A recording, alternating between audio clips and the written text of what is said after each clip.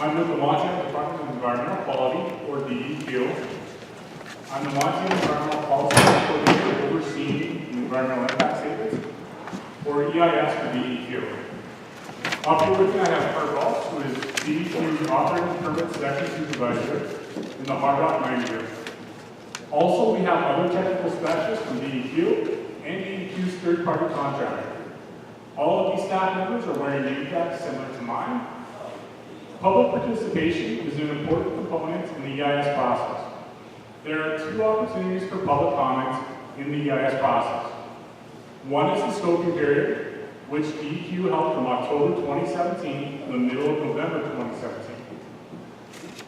DEQ also held several public meetings during the scoping period.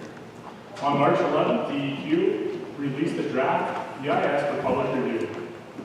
The EIS evaluates the environmental impacts resulting from the project, pursuant to the requirements of the Montana Environmental Policy Act. This meeting is to allow the public to ask resource specialist questions during our open house portion, and now the public can submit oral or written comments on the draft EIS. DEQ is charged with ensuring the project complies with state law and rule. We are neither an opponent nor proponent of the proposed project. Also, this meeting serves as the public hearing on the draft wastewater discharge permit for Black Creek property. This hearing and issuance of the draft wastewater permits will be pursuant to the Montana Pollutant Discharge Elimination System, or MPDS permits, as authorized under the Montana Water Quality Act and Section 402 and 303 of the Federal Clean Water Act. DEQ's decision to issue the draft MPDS permit was the subject of public notice MT 1908. The handout we provided before on the very last page details the draft MPDS permit information and how to provide written comments on it. DEQ will be accepting written comments on the draft MPDS permit until close of business on Tuesday, May 28, 2019. DEQ will respond to significant comments made on the draft MPDS permit. The final MPDS permit will occur after issuance of the final EIS. I'm going to turn it over to her, who will briefly explain the alternatives that will carry forward the draft EIS.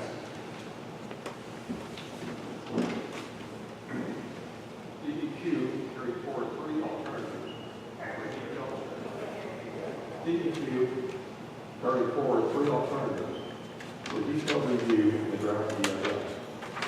A no action alternative, there would be no line in the project area as submitted by Cantina. The proposed action alternative, which is the project Cantina has proposed in the original and revised application submitted to DEQ, and the modified alternative. Page 5 of the handout, shows the above-ground facilities of the proposed action alternative. The project will involve the underground mining of approximately 15.3 million tons of copper-rich rock and wastewater from the Johnny Lee deposit. Cantina proposes to access the deposit through a single 17-foot wide by 17-foot tall mine portal at the surface. The portal would be located about 130 feet above the water table, preventing discharge of groundwater from the portal. Mining is proposed to last for approximately 15 years, and the corresponding reclamation would take about 4 additional years to complete. All operations will occur within approximately 1,888 acres of privately owned ranch land under lease to Cantina. Surface disturbances would occur on private land and would total about 311 acres.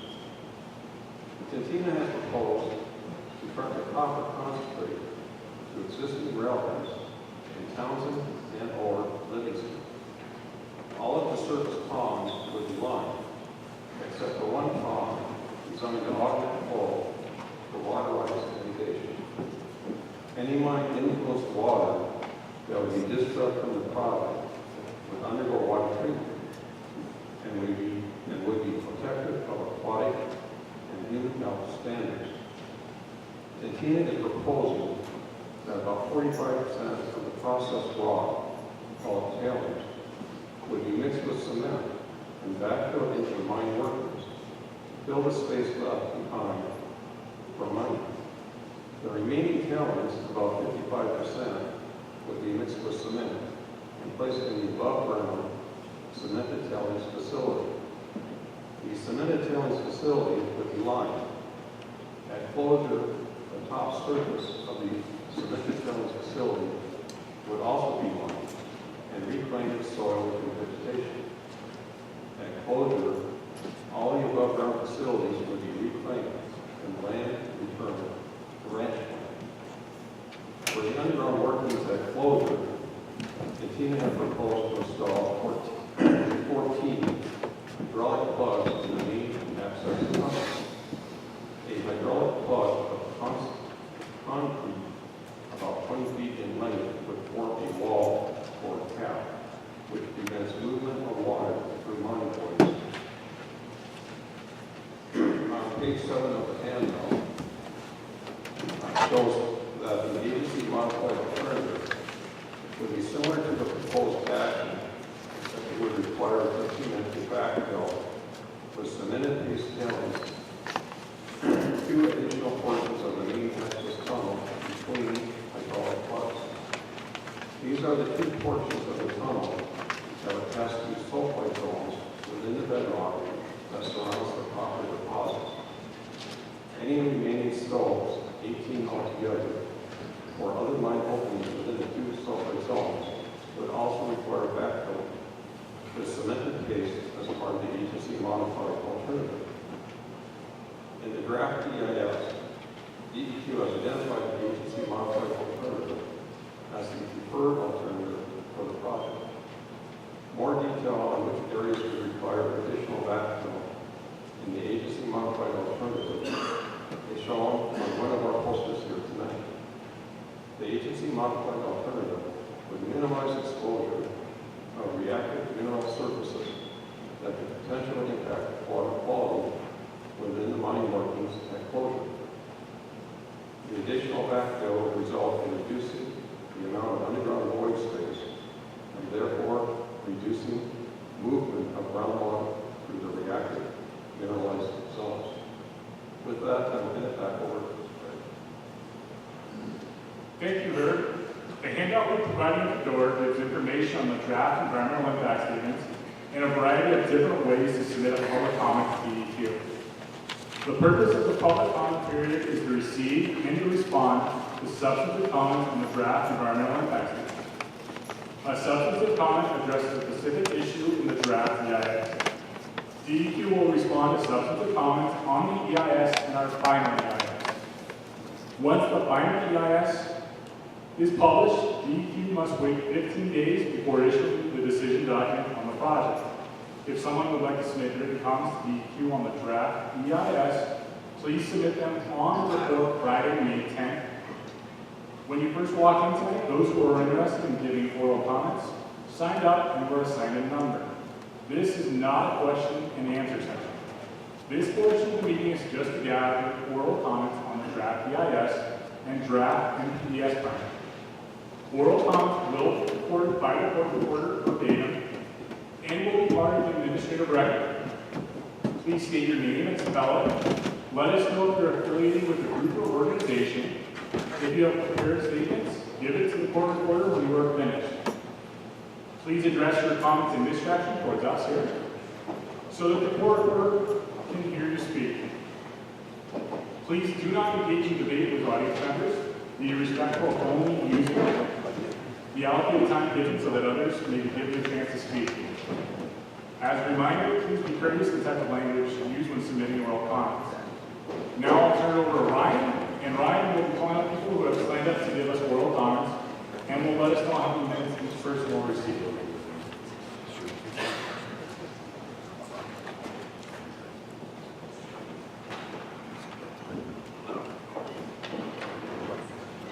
Good evening, everyone. My name is Ryan Lisson. I work for Meagher, and we've been supporting the state in the development of EIS. My role here tonight is really to make sure that everyone gets a very equal opportunity to speak, which also helps to help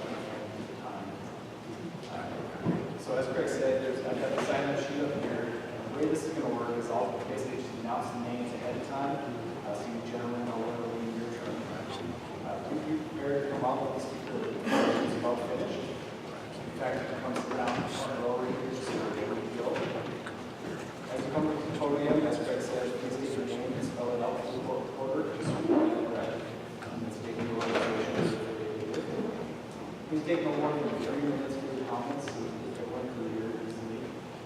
I've got a timer going up here, and I'll try to sit with you when you're close.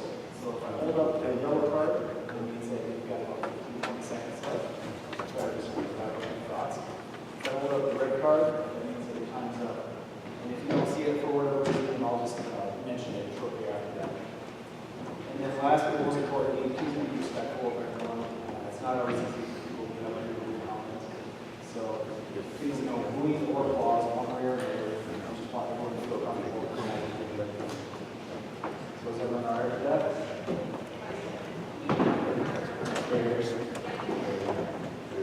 All right, I think we have the beginning of the first speaker.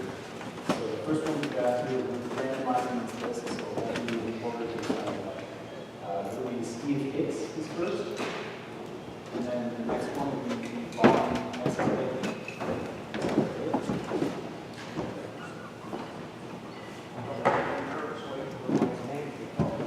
Steve Hicks, last name is spelled H-I-C-K-S. Okay, how's that sound now? Okay, I'm a local resident, I'm not affiliated with anybody, but I happen to be a stock owner. I'm in a school amount of stock, but I do have a property rights invested in Tintina. First of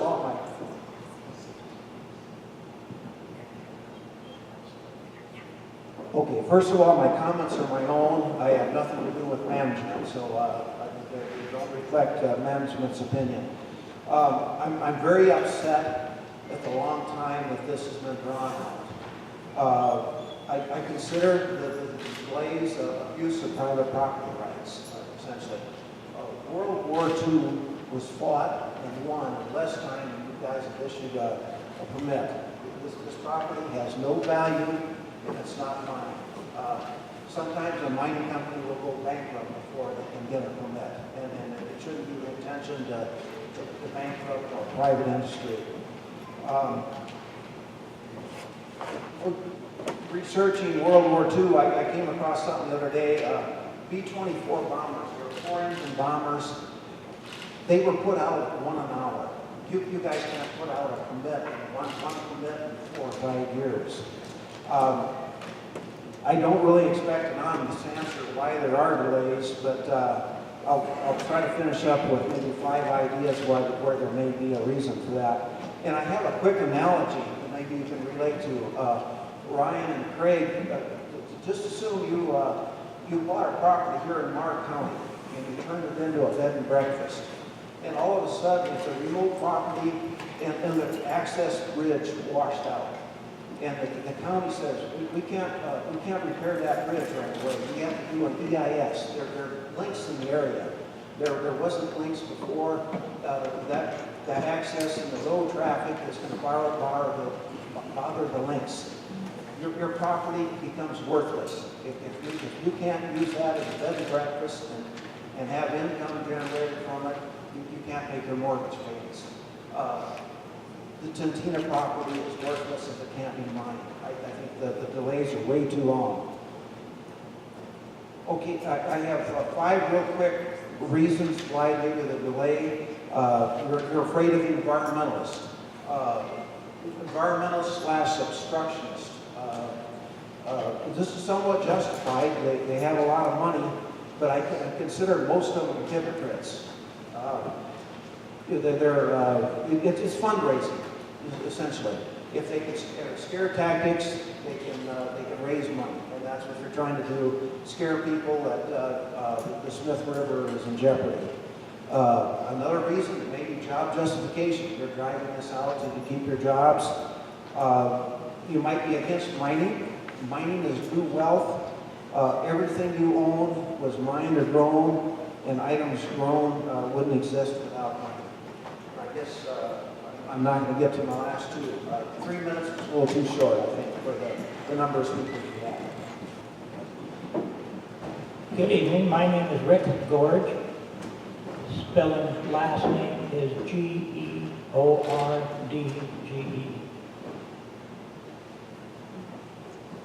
I would like to talk about the positive impacts that the proposed Black copper mine would have on Mark County.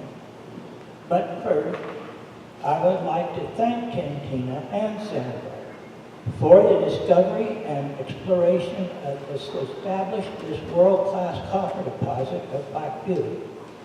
It has taken many years of exploration drilling and many millions of dollars of investment to prove the ore reserves necessary for the construction of the mining operation. The Black Butte operation plan has met all of the requirements of the state of Montana and DEQ, as you well know, as evidenced by it being in this position of the permitting process. All possible pollution and environmental degradation has been addressed with emphasis on the Sheep Creek and Smith River drainages. I would also like to thank the Montana Department of Environmental Quality, you folks, for your strict following of the Montana laws and regulations and for not bending to the emotional appeals of the obstructionist community. The mining operation will have numerous positive effects here in Mark County, the most obvious of which is the employment of over 200 people. These would be good paying jobs with all the wages well above average, especially for this county. And until now, many of our young people have had to leave Mark County in order to find good paying jobs. The mine will provide the opportunity for these people to remain in the county and make a good living. The policy of the Black Butte mine to hire local workers first is greatly appreciated. There will also be other employment that is not directly tied to the mine, but will be because of it. There will be new businesses open because of the increased population, and the existing businesses will have to have additional people. The tax base for our county will increase significantly, making more money available for services, schools, law enforcement, etc. I know I'm a little short on time, but in conclusion, the mine will become a very welcome addition to our community. I look forward to the commencement of operations. Thank you. Bob Rooney, it's R-O-O-N-E-Y. I'm a local citizen here. My family dates back to the vigilantes and the conception of our country as a territory. I first want to thank the DEQ and Tintina for all the effort that's been put into this, and Lord knows the time that's put into it. We should be to the point where we're basing this on facts and figures and not on a bunch of emotional information. There's a couple of different things. I firstly agree that the reclamation on the old mines that we keep hearing from everybody was awful. But I also want to make a comment that those people did their best to feed their families. They did everything, and the technology and the capability wasn't even there back in those days. So the fact we have to do that now is no different than if you take the medical profession and you look at all the lawsuits that are coming up about all these different issues, and the fact of the matter, what if? Well, that was the best technology that was available at the time, and we're at this point with this mine right now. I really think that we should be able to get this off the ground. I've got a cabin within 2 miles of there, and I have seen the efforts that Tintina has put into this in all kinds of stuff, from domestic wells to check for water flow, the whole thing. I mean, they have put an unbelievable amount of work, and I'm sure you have too. Anybody who thinks that this is going to get to the Zorton or the Berkeley pit or something in today's world of Google Earth and technology, and everybody in the world going to be watching it, they're pretty naive. I think that's a pretty bad statement. We go through, I have a little bit of information I came upon recently, when we talk about the Belt Creek drainage and how horrible the reclamations and stuff are on there. On the Fish, Wildlife and Park website, in 2009, there were 209 rainbow trout per mile, 162 brown, 117 whitefish. In 2013, right after the original, they've done some of the reclamation in Carpenter Creek and that. There are now 302 rainbow, 134 brown trout, and 128 whitefish. Now this is approximately 8 miles downriver from all the mining. So, our distance level, it's fairly obvious that the turbulence or anything must tend to clarify the water or something, because the fish are doing really well down there. In fact, there's even an outfitter now guiding on Beltray. At this rate, we're going to have another Smith River on Beltray. The other thing, it's a crying shame, the documented amount of copper that we have here in this mine. For not only Mark County or the state of Montana, the United States, we need to start developing a real good resource of our needed natural resources of copper for wind turbines, for electric cars, for whatever. So I urge the Cantina to go forward with the permit process. My name is Ron, R-O-N, Burns, B-U-R-A-S. And I live in Ranch on the Smith River, just west of town. And I manage that property primarily for a fishery. And we've worked several years with Montana Fish, Wildlife, and Parks, and have done a lot of research on that. And I just want to speak that I think that the mine and you guys and Sandfire have done a real good job in educating us and the public. And the first of every month, there's a tour, which is tomorrow. And I encourage everyone that hasn't to go to that, because a lot of your questions will be answered. And I've lived here all but a few days of my life, and I care about this community and the county. And that's why I have joined the Mark County Stewardship Council. And it's kind of, for lack of a better word, kind of a watchdog of developments in the county, and to guide them toward a positive influence to the people and the workings of the community. Just recently, we've worked with the mine on a no open pit agreement. They have signed it, we have signed it, that it'll all be underground and there won't be any open pit. And for all those that seem to be opposed or afraid of the water in the Smith River, and I think that a lot of those, the best way to save the Smith would be when those people draw a permit to float, if they would just float, tear that up, and give the river a little break.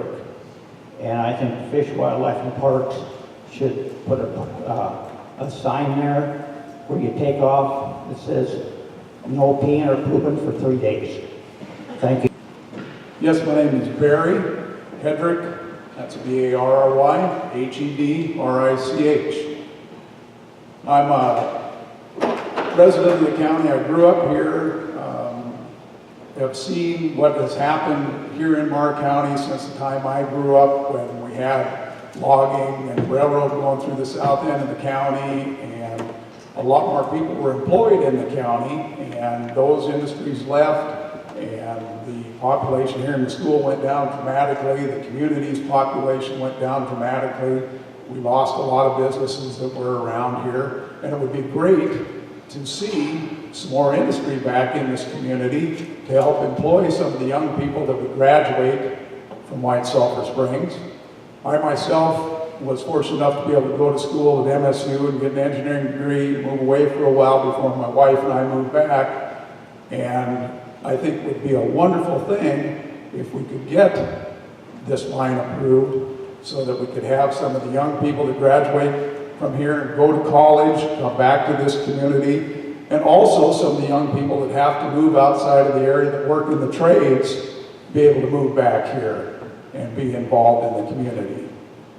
I want to thank the DEQ for all of the efforts that they've made with respect to this project. There's been a great deal of scrutiny, and it seems like it's taken a great deal of time, but that is what drives improvements in technology that make projects like this better in the long run, to help ensure that there's no environmental problems associated with this. I'd also like to thank Cantina for all of the efforts they've put in this project. It's been a long long project for them, and they've expended a great deal of money just trying to get this project off the ground, but I think it would be a great benefit to the area and to the state. You know, we have a choice in this country. We can produce resources in areas outside of where we live, and they might not use the best technology, they might not have the greatest concern for their workers or the safety of their workers. Here we have a project where they're going to use the best technology available. They've got great concern about their workers. They're going to pay them good wages, and I think that's what we should be looking at doing. So thank you very much for giving me this opportunity to get up here and speak, and I appreciate what you've done, and hopefully we'll get this project approved and off the ground. Thank you.